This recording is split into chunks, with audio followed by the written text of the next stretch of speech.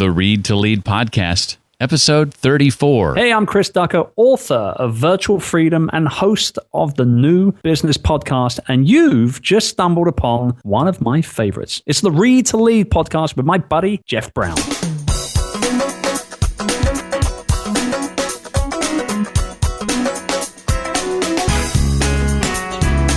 You cannot achieve your dreams in the 21st century if you do not have the ability to persuade people to act on your ideas.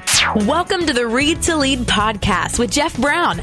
Jeff believes that if you desire to achieve true success in business and in life, then consistent and intentional reading is a must. The Read to Lead podcast will not only help you narrow this ever-important reading list, but also bring you key insights and valuable feedback from some of today's most successful and inspiring authors. And now, here's Jeff. Thank you, Joy. Hello, and welcome to the podcast dedicated to your personal and professional growth. Each week, we sit down with a successful and inspiring author to talk about their latest book, and depending on their area of expertise, their thoughts on leadership, personal development, career, marketing, business, or entrepreneurship. In this episode, we'll sit down with Carmine Gallo, author of the book Talk Like TED, The 9 Public Speaking Secrets of the World's Top Minds. Carmine will help us understand the science behind what makes a memorable and effective public talk, the power of storytelling and why you must include stories in every presentation you make, and the role that passion plays in convincing your audience to take action right now. Before we welcome Carmine, I hope you'll permit me to chat just for a moment about February's Podcaster Academy success and the upcoming new class in April. 20 students went through the class last month. It was a huge success, and the feedback has been phenomenal. In fact, the class has turned out to be a great fit for folks who've yet to launch a podcast, as well as those who have quite a bit of experience under their belts. Nick Suberling, host of the Houday Weekly podcast, a podcast just for Cincinnati Bengals fans, and founder at spnt.tv, says that after publishing over 450 podcast episodes, I went into your course, Jeff, thinking I knew everything I needed to know about podcasting. I learned a lot more than I anticipated, and I'm really thankful that I came across your course and am blessed to consider you my coach. If you currently host a podcast or are considering launching one, and there are dozens of reasons to do that if you haven't yet, then I want to encourage you to consider being a part of the April edition of Podcaster Academy. Registration is open right now, where you can learn things like how to properly format your podcast, delivering your content more professionally, techniques to become a more polished interviewer, and even unique ways to monetize your podcast and use your podcast as a launching pad to new and exciting opportunities. And because I only published a couple of episodes last month and didn't take much time to talk about a special offer that ended in February, I wanted to take the time to extend that offer in case you missed it. Tuition for Podcaster Academy is just $497, but because you're a Read to Lead podcast listener, I've got a special discount code you can use for 20% or $100 off the course. Go to readtoleadpodcast.com/academy to register right now and use the discount code READ, R-E-A-D, at checkout. That's readtoleadpodcast.com/academy. Use the code READ, and you'll get $100 off. That brings the total cost to just $397. That's less than $100 for up to 2 hours of training and one-on-one coaching and instruction each week of the course. If you desire to improve your communication skills and more strongly connect with your audience, many of the same things we'll be talking about with today's guest, I want to encourage you to consider Podcaster Academy. That address one more time, readtoleadpodcast.com/academy, and then use the discount code READ for $100 off. I look forward to seeing you in the April edition of Podcaster Academy, and be sure you register right away because only 20 spots are available. Carmine Gallo is the best-selling author of The Presentation Secrets of Steve Jobs and is the communications coach for the world's most admired brands. A former anchor and correspondent for CNN and CBS, he's a popular keynote speaker. He's worked with executives at Intel, Cisco, Chevron, Hewlett-Packard, Coca-Cola, Pfizer, and many others, and writes a column for Forbes.com called My Communications Coach. His new book, being released the day this interview is being published, March 4th, 2014, is called Talk Like Ted, The 9 Public Speaking Secrets of the World's Top Minds. And we are thrilled to have him here today. Carmine, welcome to the Read to Lead podcast. Well, thanks, Jeff. Appreciate it. Well, to get started here, I want to be careful not to leave anybody out along the way. So for that person listening, that 1 or 2, maybe 3 people listening who have never heard of this thing called TED, how did it manage to become this elite stage for today's top thinkers and doers to share their ideas? I'm glad you brought that up early. I think it is important that people understand what TED is. I don't think everybody needs to know everything about the TED conference. TED is a famous conference. It is this month celebrating its 30th anniversary. And anybody who is anybody in the nonprofit world and technology, the world's greatest thinkers and innovators, have been invited to give what's called a TED Talk. TED Talks are now viewed online 2 million times a day. The presentations have been posted online. They began posting in 2006. And they have thousands of presentations. The presentations are only 18 minutes long because, as you and I will probably talk about, Jeff, that's all they give the speakers. So it's not. This book is not so much about the TED conference. I covered the TED conference in about 2 pages. The rest of the book is how TED has up-leveled and become the gold standard for public speaking and presentation skills. And I believe, Jeff, like it or not, you are being compared to a TED Talk because they have become so prevalent, not only in America but around the world. 2 million videos a day are being downloaded and streamed, and there are 5 smaller, what are called TEDx, or independently organized TED-like events that are organized and put on every day, 5 around the world. They're in 145 countries. So if you don't know about it, you probably should, and you're certainly being compared to a TED-like presentation. Well, I was pleasantly surprised as I dug into the book over the weekend at the level of research that you've put into this. And I was wondering if you could share a bit about, exactly what into it, because I want people to understand, there's a science behind this as well. I'm glad you picked up on that. The 9 public speaking secrets that I analyzed, that I've actually uncovered from watching 500 TED Talks, about 150 hours, are techniques and elements that I think anybody can use to improve their very next presentation. But you're absolutely right. I am a communication geek. Yeah, I love persuasion and communication. I've been studying the science of communication for years. And so I really wanted to dig into it. 18 minutes, for example. It doesn't matter whether your name is Bill Gates or Bono or Sheryl Sandberg. These are some of the famous TED Talkers. Nobody gets more than 18 minutes. Why does 18 minutes work so well? I wanted to know that, and there's actually research being done in Texas Christian University on why 18 minutes seems to be a really good, scientifically proven amount of time to get your idea across. There's research being done at Princeton University into storytelling, and most great TED presentations begin with story.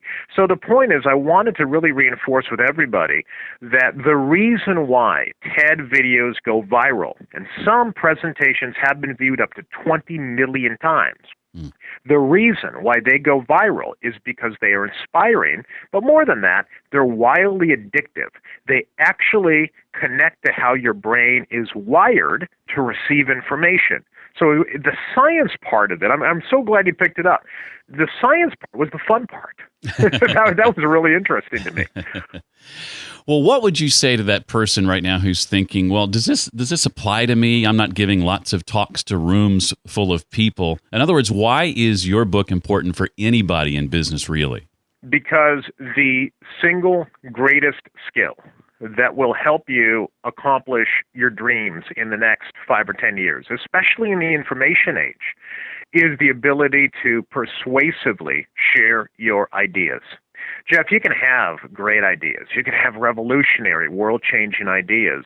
And you know this as a broadcaster and a former radio guy. If you cannot get your ideas across persuasively, succinctly, in a way that connects with people and inspires your audience, those ideas really aren't worth very much. Ideas only have value when they spark someone to take action. TED Talks spark people to action. They start movements. Sheryl Sandberg's Lean In. We know that now millions of women, right, are leaning in. There's lean-in groups. There's a best-selling book. That started with an 18-minute presentation from Sheryl Sandberg. So a great presentation can start movements. But the point is, in all of these elements of a great TED Talk, it doesn't matter to me if you're speaking to a room of 1,000 people or if you're just pitching a prospect, across a table at Starbucks. The same components apply because, as we've just mentioned, it's the science of persuasion. It's not how to give a TED Talk on a TED stage in front of 1,000 people. It's really the science of persuasion. Well, as we mentioned in the intro, Carmine also wrote the book, The Presentation Secrets of Steve Jobs. Carmine, how did he differ from those famous for their TED Talks, or did he? Did he have some elements of what he did that were TED-like? Remarkably similar. In fact, if you go to TED.com, and I would urge everybody to start visiting TED.com because you can see some of these great presentations, and they change every day. It's very updated website. But among the most popular TED videos, for some reason, it got up there. And I don't even know how it got up there, but among the TED videos, the most popular is Steve Jobs' Stanford commencement address that he gave in 2005. That wasn't a TED Talk. So it's like the only non-TED video that's actually popular on the TED site. It was not a TED Talk, but it was actually about 15 minutes, he gave a brilliant talk that actually reflected all the elements that I picked up in some of the great TED presentations. And I'll tell you just a couple right off the bat. Storytelling. Storytelling is very powerful in all TED Talks. All the most popular TED Talks start with stories. In the Steve Jobs presentation, he told 3 stories about his life, living an empowered life and following your dreams. Do what you love, I think was the title of it. 3 personal stories. 3 is also an interesting number, and we can get into that. Many great TED Talks are broken up into 3, or there are 3 stories, or 3 reasons to listen to that particular talk. 3 is a very powerful number, and there's science behind that as well, Jeff. So if you're pitching a prospect, for example, it's good to give them 3 reasons to buy your product, or 3 reasons, to invest in your service. If you give people more than that, they'll lose everything. So instead of giving people 12 reasons to buy your product, give them 3.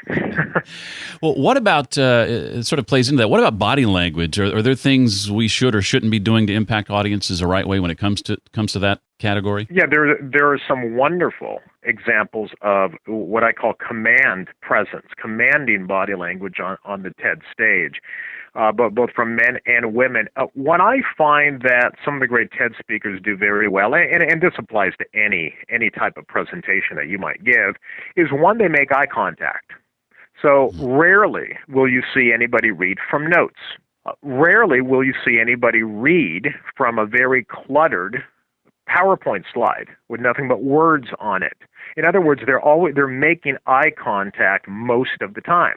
Whereas in a professional business presentation, eye contact is lacking. People are looking at notes, people are looking at the slide more than they're making eye contact to the listener. There's also, they're forward, they're leaning into the audience instead of, on their heels or slouching. They use their hands very well. Hand gestures are very important. And there's actually research being done in hand gestures at the University of Michigan that shows that people who are complex thinkers use complex gestures, which means they actually use gestures to complement almost every sentence. So I don't want people to be contrived, to try to be somebody they are not. But if you use hand gestures naturally, and it's easier for me because I'm Italian, so I always use my hands.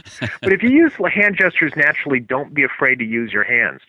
I think all of this takes practice. I just worked with somebody who recently gave a very well-received TED Talk. And she contacted me last year. She is a pioneer, actually, in a particular industry. In fact, most of your listeners probably have purchased her product. And she was really nervous about giving a TED Talk. She doesn't give presentations. And I talked to her about really practicing the presentation after we developed the narrative. And this, about 2 months ago, I told her, it's only 18 minutes. Why don't you practice every day? Do it once a day. And there was stunned silence for a second. She said, every day? I said, look, you got 2 months. That'll give you about 60 days. So you can do it 60 times. And it's only 18 minutes. Take 18 minutes out of your day. Well, she did it. She actually did it. And it gave her so much confidence on stage. You should have seen her, Jeff. She was using big gestures, confidence. She knew exactly where she was going next, and it was incredibly well received. A sustained round of applause, and everybody loved it. And here's a woman who has never given a PowerPoint presentation. She was just terrified about it, and she had a lot of confidence. So I think practice is a very important component. But once you practice and rehearse and internalize, Jeff, then it becomes you're free to use your gestures and to think about your body language and to think about your verbal delivery and how you're going to animate the story rather than being really nervous about what's next on my slide or what's the next thing I'm going to say. That's great advice, especially for someone who is giving a presentation. And I'm someone who doesn't do that often. I'll be doing that later this year. So that's excellent for me to hear. And I knew practice was important, but as I read the book, I was a little bit surprised at how many times some would practice. It's interesting to see, I think one person you mentioned in the book practiced 200 times. That was a Harvard brain researcher. She's a research person, a data person, and her name is Dr. Jill Bolte Taylor. She has one of the most successful TED Talks of all time. She practiced it 200 times. She told me personally, so I know this is a fact. Well, guess who discovered that TED Talk and loved it so much, she had her on her show, a lady named Oprah Winfrey.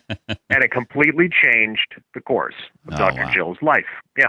So many talks or so many events you go to, conferences, that sort of thing, you're sort of a cattle call of presenters, and there might be 3 or 4 tracks at the same time, and everybody is sort of expected to oftentimes fill an hour, when really it's more important just to make your case and fill the time you need to fill to get that point across, not fill an hour. But I guess it goes back to that 18 minutes thing we were talking about. What does the science say about the length of a TED Talk? We talked about them being 18 minutes, but what effect does the length of a presentation have on the audience? This is really important, and let's clear it up for everybody. When I say 18 minutes, in no way do I suggest that you can only present for 18 minutes.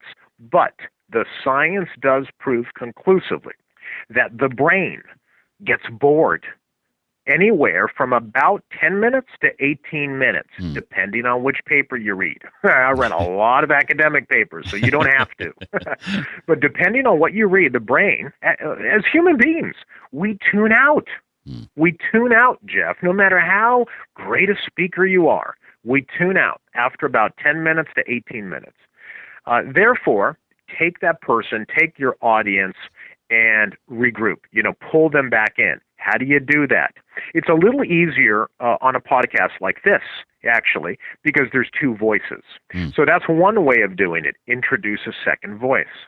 Apple does this very, very well. An Apple product introduction usually lasts about 90 minutes, and I've seen many of them. I've even written a whole book on Apple and Steve Jobs and how he used to present. They take about 90 minutes. Never do they go past about 10 minutes without introducing a second speaker or going to a demo or showing a video. So those are all ways to reconnect with your audience and bring them back in. Go to a video clip. Very few presentations use video. I use video all the time in my multimedia presentations. Very few people use video. Video can be a case study, or you can cut to a customer testimonial or some kind of video that you already have pre-prepared for your site. Or introduce a second speaker. And sometimes that's also important. If you do co-present with people, or if you bring an engineer from your company or a salesperson from your company or something like that. So introducing a second speaker is always valuable. But find ways, or simply do this. You've been presenting for 10 minutes. That's where you pause and you cut to a demo of your product, or you stop for questions and answers. Bring the other person in and get them involved in the presentation. But whatever you do, don't just assume that you can speak just by yourself for more than 15, 18 minutes and keep someone's attention. So as much as the length of the presentation, the key is just doing things that keep the audience engaged and mixing it up as you go along, as appropriate. I like what you just said. Those are different words for saying the same thing. So I like exactly, but that's exactly the point. Yeah. Mix it up, re-engage the audience. A professor or an instructor who I talked to said soft breaks. I like that term as well. So whatever you use, re-engagement techniques, soft breaks. I like your term the best, though. Mix it up. Mix it up. That's simple. Well, we talked about the importance of practicing, and you offer in the book 5 sort of best practices to practice, 5 methods, and I was wondering if you could share about those in a little bit more detail. Yeah, let's go through some methods of practice. Whether it's 3 steps or 5 steps, it really does depend on who you are and what you need to practice. But let me just give it to you in a nutshell. The first step, let's say, and let's make this very specific. You're delivering a PowerPoint presentation to a prospect, a client. I know many of our listeners could be mid-level managers, so they're delivering updates to people within the company. Whatever it is, you're delivering a standard PowerPoint presentation. Several steps to practicing or rehearsing effectively. One, the first time you create that PowerPoint, there's something called notes. Use notes in PowerPoint. Go into the notes and write out exactly what you're going to say for that particular slide. Don't worry about editing at this point. Just write what you're going to say. And then go through every slide and start internalizing what you want to say and write out full sentences. So that's pretty much step 1. Step 2, and this is how I prepare for a keynote talk. Step 2 is to actually go into those slides, go into the notes, and start reducing the sentences, the bullet points. Don't have bullet points on the slide. We'll talk about that in a minute. But you can have bullet points in your notes. So pretty soon, you're only seeing like 3 or 4 sentences, very short sentences of several words. Practice delivering the entire presentation like that, literally standing up in your office or seated, however you're actually going to present, and going through each slide and practicing with just 3 or 4 bullets in the notes. Then the third step is actually reducing those notes to about 1 word. 1 word. Okay. And think about how many times we've actually already been going through every slide. So now I'm building my confidence. I know what's coming next. So now I've only got 1 word on each slide. Then the following steps are literally eliminating the words completely and practicing just the slides. I'm not even looking at notes now. Now I'm just clicking my slides. And I know exactly what I'm going to say. I don't have any notes in front of me. I'm just clicking my slides. But I'm walking through the PowerPoint exactly as I would be when I deliver this for real.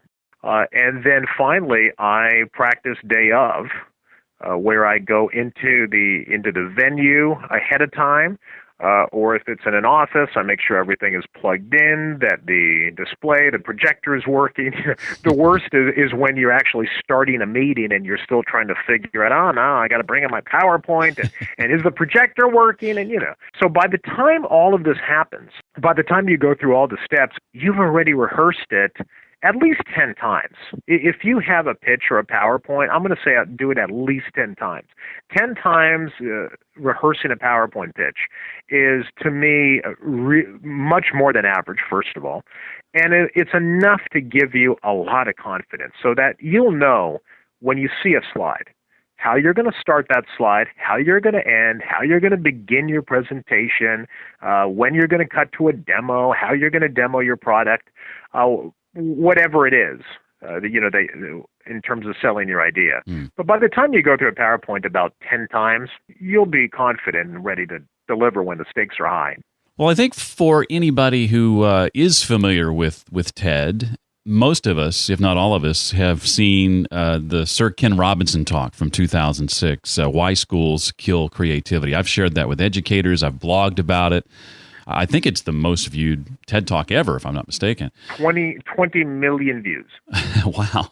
Yeah. What is it about that one in particular, do you think, that stands out from some of the others? Let me flip that. Okay. Let me flip that. What do you recall from Ken Robinson's talk? Just one thing. Yeah, one of the things that I enjoy about it is it's not so much telling jokes, but he just has a very natural way of delivering his content that causes you to laugh. I mean, he's just naturally funny. Absolutely. Humor. And I have an entire chapter in Talk Like TED about the skillful use of humor.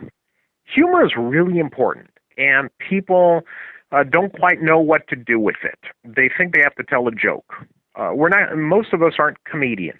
We're not Jerry Seinfeld. We're not, working on jokes for these guys work on jokes for years. It's very hard to tell jokes. People say, well, I'm not very funny. Well, Ken Robinson, and I would encourage everybody to watch, is called Sir Ken Robinson, Why Schools Kill Creativity. You can watch it on TED. It's hilarious, and yet he never really tells a joke. Right. What he uses, Jeff, is called anecdotal humor. It simply means using observational humor about yourself or something you've observed in the past, something that you found funny. And if you find something funny or humorous, there's no reason why maybe your audience won't find it as well. The point is, you're not there to elicit a belly laugh. That's all you want to do is break down defenses, break down walls, make people receptive to your message, put a smile on their face, make them feel that you're authentic and natural and you're a fun person. Because people do like to be around people who have a good sense of humor.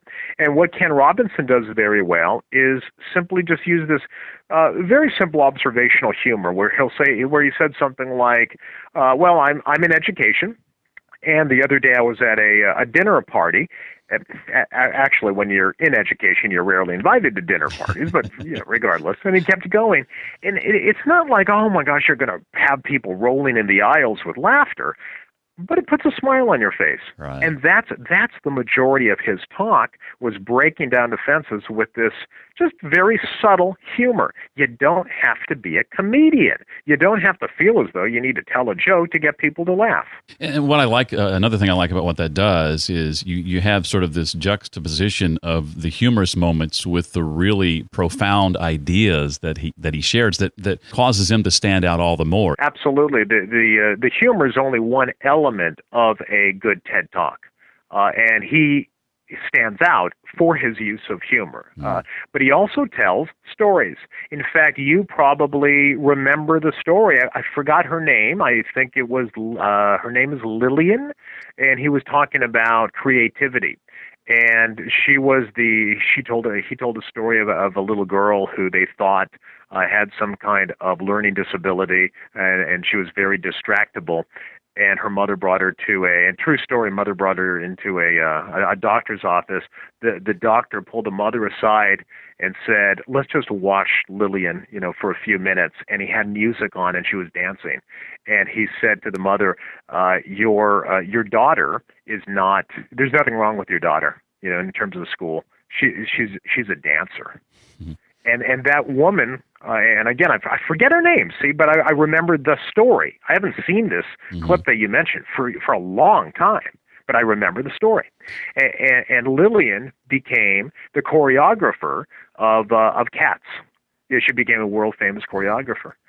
So he used a story to reinforce his theme that schools kill creativity. Isn't that fascinating? And we talked about stories. Stories are really important. Stories are very memorable. You have to tell more stories. All great TED Talks have powerful stories. Well, it's funny you mentioned that one specifically because I've shared that story countless times with others because it impacted me greatly. And I love what he goes on to say about, today we would give her medication and tell her to calm down. Thank goodness this doctor saw this talent in her that just hadn't been tapped into yet, and look what happened as a result. Well, you just reinforced my point. I mean, this is a huge part of my book, Jeff. You just reinforced it. You use the story in your own workshops and in your own presentations and blogs. You use that story, don't you? I absolutely do.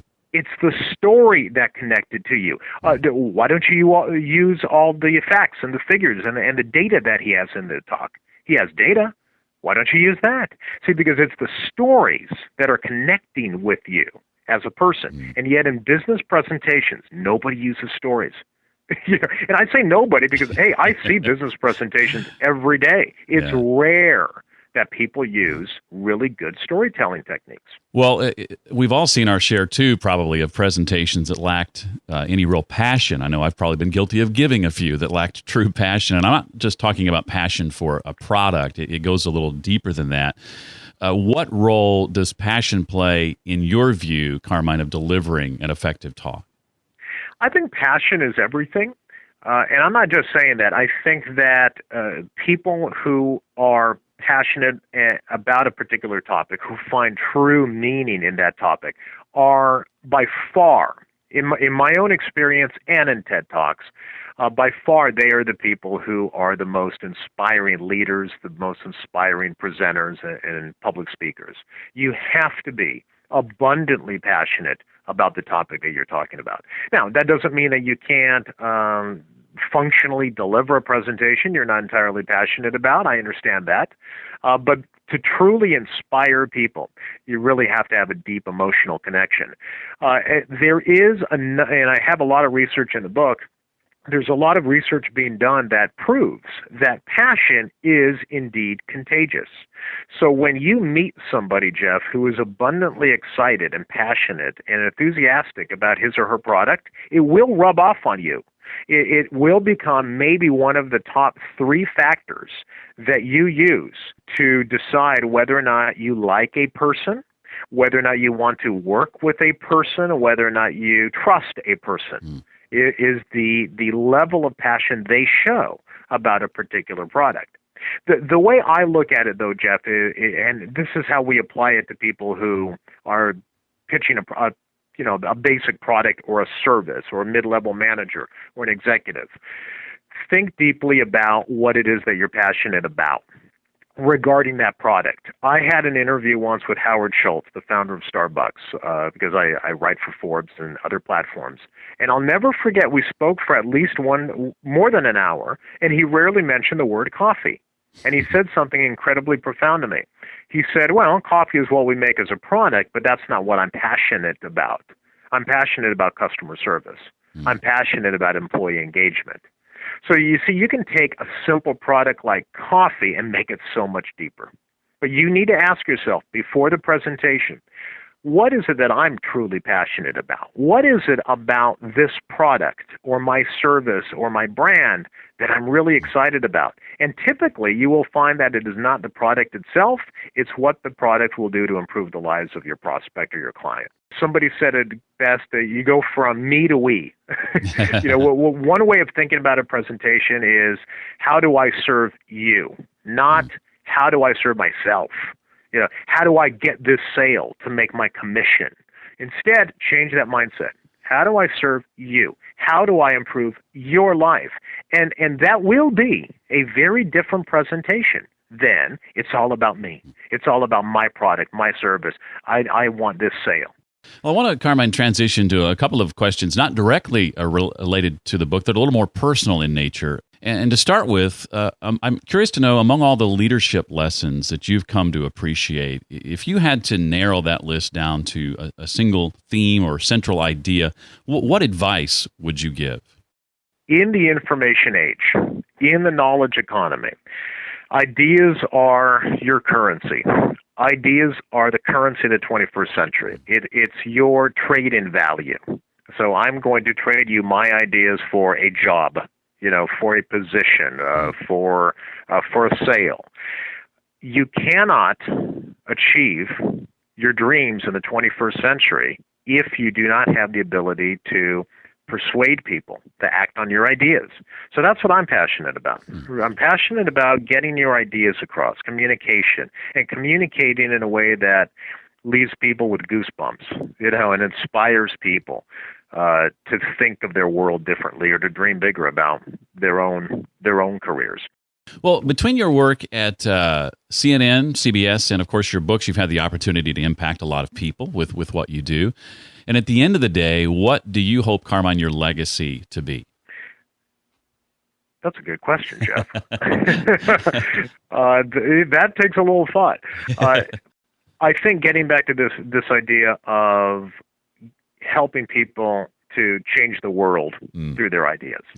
I think there are so many ideas that die out there because they were never heard. All of us have the ability to inspire people to higher levels of achievement. We have the ability to inspire our teams, to create more engaging, more inspiring companies and products that change the world. But none of it matters if you can't get your idea across. So I hope my legacy involves helping people communicate their ideas more successfully. Excellent. Wondering if you could name for us a couple of books you've read, in that this is a podcast about the importance of intentional and consistent reading, that have had an impact on you, and maybe share how or why they impacted you as they did. I actually read a lot of spiritual books. Okay. Yeah, I read a lot of spiritual books.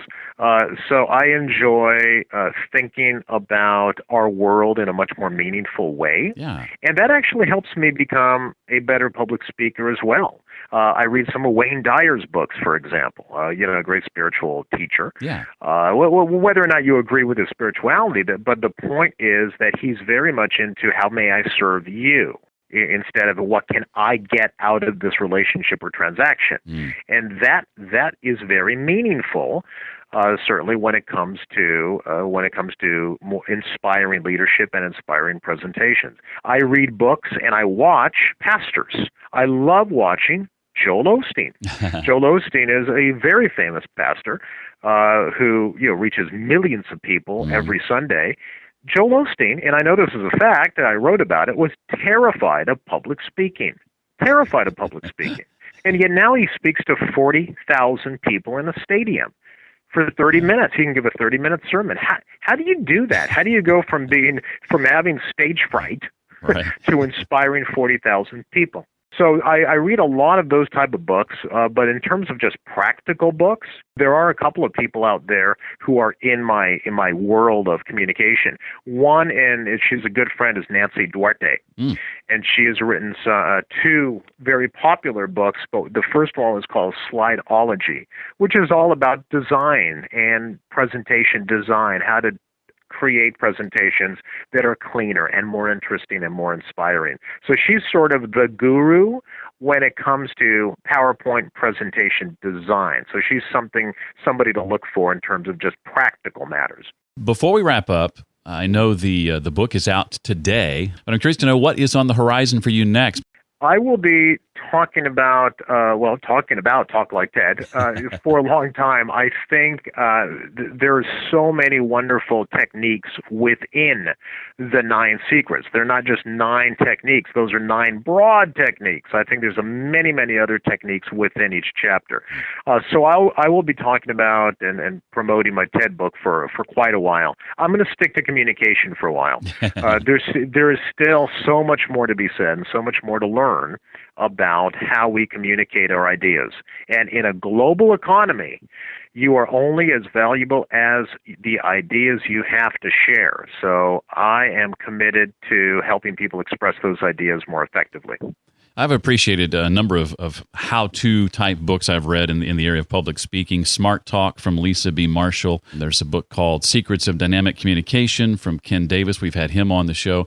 And I love Talk Like TED. And as I mentioned earlier, just really appreciate the level of research that has gone into this, both on the neuroscience side and just all the TED Talks that have been viewed and what you've been able to extrapolate from those talks to find out what works and what doesn't. So well done on your part. And thank you so much for agreeing to be a part of the Read to Lead podcast. We really appreciate you having been here.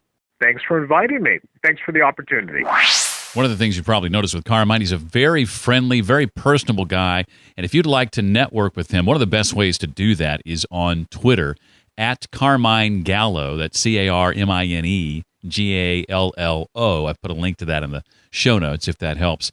The Read to Lead podcast makes a great icebreaker and conversation starter when it comes to connecting with our guests on Twitter. So give that a go. Everything you ever wanted to know about Carmine and his new book out today, plus everything we talked about, links and various resources can all be found at the show notes page created just for this episode. You'll find it at readtoleadpodcast.com/034 for episode 34.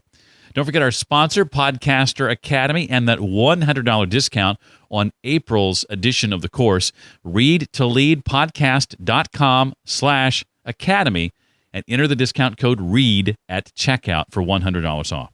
Finally, I'd like to ask you to consider rating and reviewing the podcast. This helps keep the podcast visible and in front of new people. And if you give it a 5-star rating and leave a review so I know who you are, I'll be sure and mention you by name in an upcoming episode as a way to say thanks.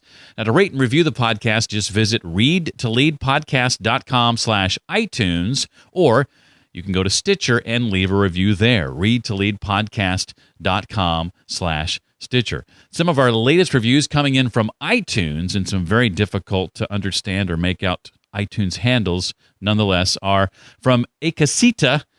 Great stuff. Love the content on this podcast. Thank you so much. Lee from Veggie Quest says, inspiring. Appreciate the incredible interviews and phenomenal reading list. And great show from Shar Chaplin Love, LUV. It says, if you want to learn, be informed, be inspired, or just hear podcasting at its best, this is the show. Make sure to subscribe and never miss an episode. Thank you so much for those kind words. I really appreciate it. Well, that's going to do it for this week.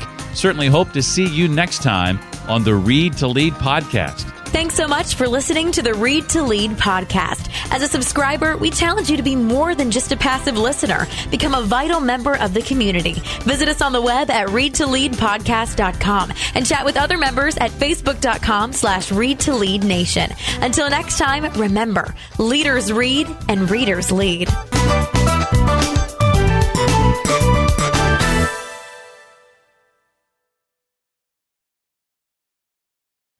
Wow, I feel good. I knew that I would. I feel good. I knew that I would. So good, so good. And I got you. Wow, I feel nice. Like sugar and spice. I feel nice. Like sugar and spice. So nice, so nice, I got you. When I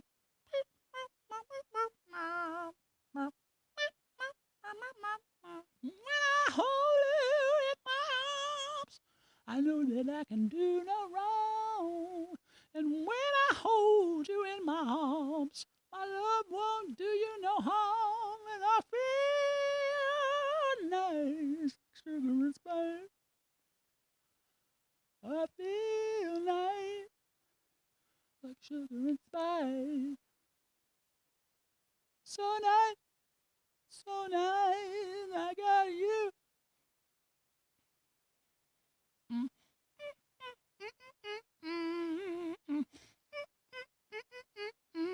I hold you in my arms. I know that I can do no wrong. And when I hold you in my arms, my love can't do me no harm. And I feel nice like sugar and spice. I feel nice like sugar and spice. So nice, so nice, I got you. Wow, I feel good. I knew that I would. I feel good. I knew that I would. So good, So good, 'cause I got you. So good, 'cause I got you. So good, 'cause I got you.